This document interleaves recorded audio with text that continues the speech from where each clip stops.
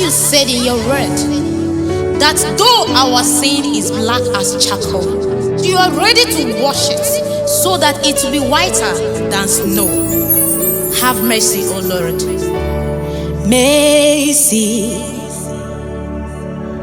mercy,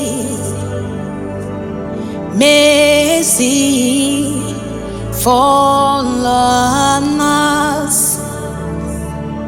Mercy, mercy, mercy, fall on us. Mercy of the Lord. Mercy. Oh, Jesus. Mercy. We need your mercy, Lord. Mercy. Mercy. Fall on Let your mercy fall on us.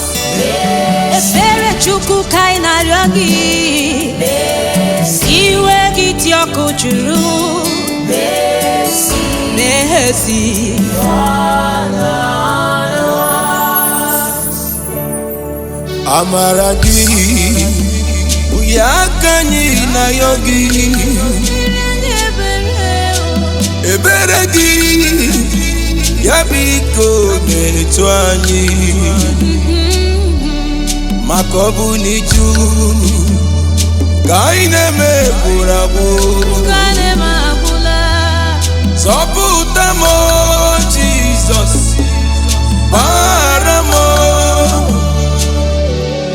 Ika mweme fiao Siwe biafute na ya